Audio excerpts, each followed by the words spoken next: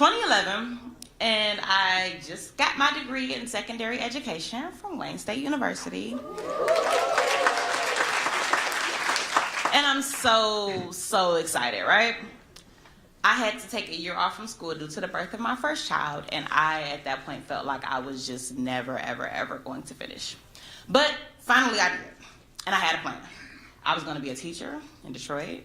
I was gonna teach English to high school kids. I was gonna love it. It was going to be great, right? So in the midst of my excitement, I call up my stepfather, who I affectionately call stepdad, to share the good news. So imagine my shock when he says, "You're gonna teach where? In Detroit? I mean, I love you, but are you sure? In Detroit? I hear that their schools are in disarray. You should just come and teach up here where I live." My stepfather lives in Macomb, Michigan. Not Macomb County. Macomb, the city, on 21 Mile in Gratiot. I was not going to teach in Macomb.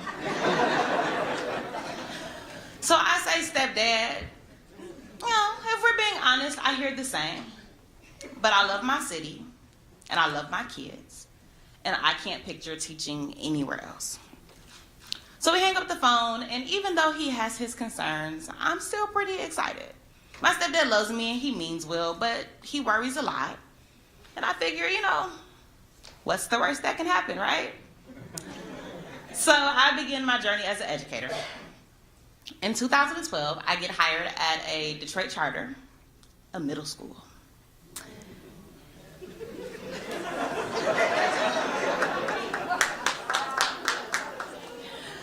I get hired in the middle of October, which should have been a red flag that pointed to high teacher turnover.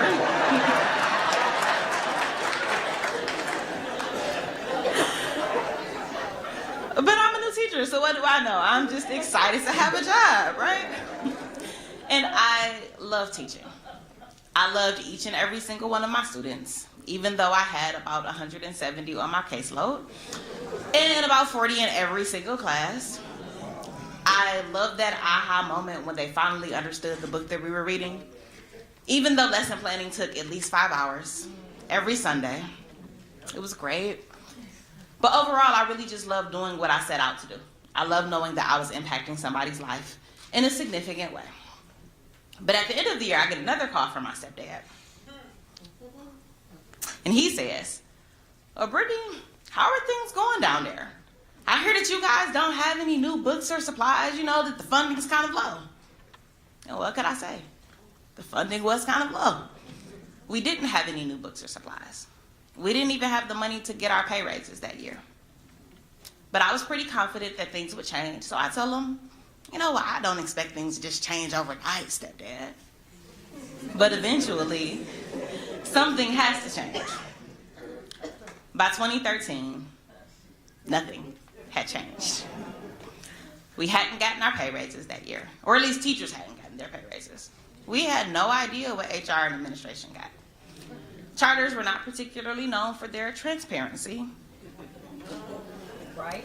I woke up one morning and realized, in fact, that charters had all the issues of public schools, but somehow they managed to come out as the golden child.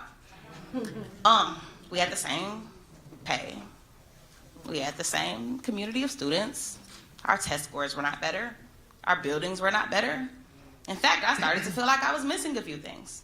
I didn't have a union to fight for a wage increase. I didn't have pension protection. Right.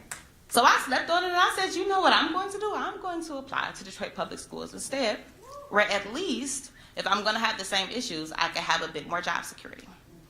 So I applied. Right before I got accepted, there was a series of protests going on.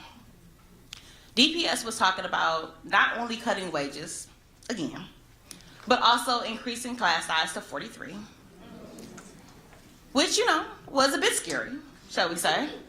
But by that point, I had already been in charters, and I had those issues before. And again, I figured, at least I can have the same issues with a bit more job security.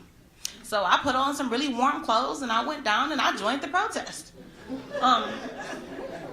figuring that I should start standing up for the rights for the district that I knew I wanted to belong to. 2015 comes and brings with it more phone calls. Hey, Brittany. So I saw on the news that you guys had mice in your buildings and there was mold growing out of the walls, and I just think this is just preposterous. Macomb schools don't have these problems, you know. We have clean buildings. We have brand new supplies. I mean, really, what's taking you so long to just come up here? Well, stepdad, Macomb students don't need me the way my students do. And besides, the buildings are not even at the top of my concern list. You want to know what it is? This deficit. How is it that we have an emergency manager and we're still missing millions of dollars?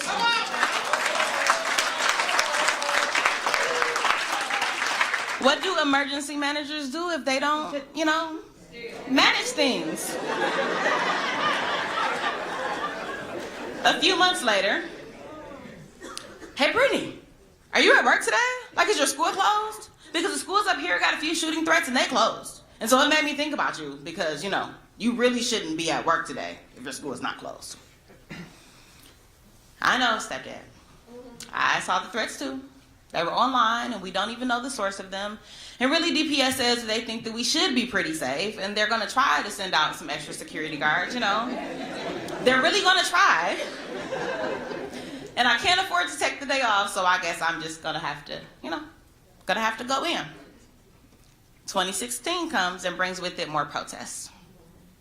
At this point, the teachers who are left are pretty much at their wits' end. On top of everything that they've already been through, now the district is saying that they're not really sure whether or not they're going to have the money to pay us through the end of the year, even though they're pretty sure that they want us, to work to the end of the year. So teachers band together across the district, and we all call in sick of the nonsense. And I, for one, took my days quite proudly in solidarity with my coworkers. And as a result of so many sick teachers, a lot of buildings were forced to close. It caused so much uproar. I mean, it was all over the news, and you couldn't go anywhere without hearing about those Detroit public school teachers and their sick outs. A lot of parents said that we were selfish, said that our first priority should have been making sure that their kids were taken care of. A lot of lawmakers said that we were uncaring, said that if we really wanted to fix the problems, then we would be in the classroom, of course, because the classroom. Nobody talked about our kids. No one asked how we were going to provide for them. No one said anything about our livelihoods. And at this point, I'm so frustrated. I think about all the things that I actually need.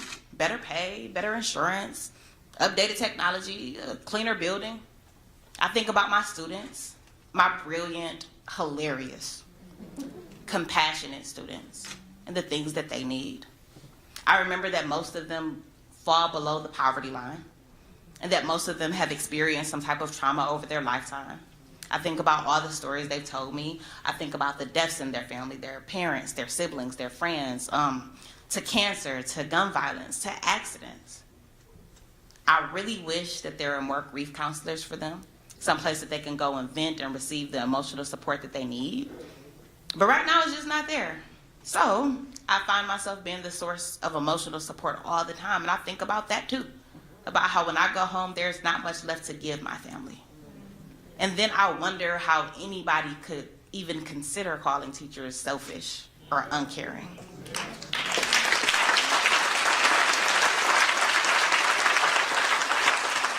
And of course, 2016 brings calls from stepdad. Brittany, I know that you're gonna quit now. I know you are because I saw it on the news.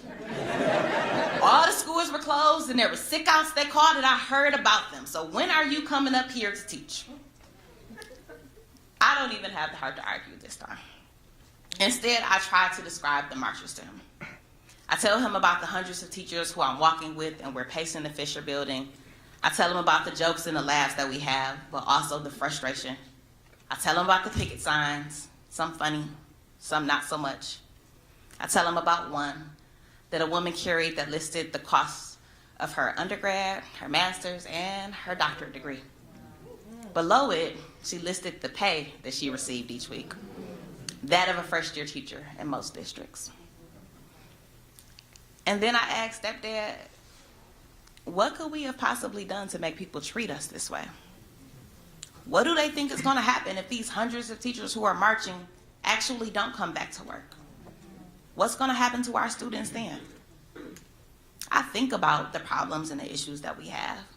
I think about how much better other districts do have it sometimes.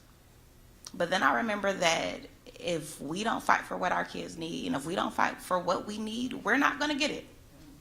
It's not fair, but it's the truth.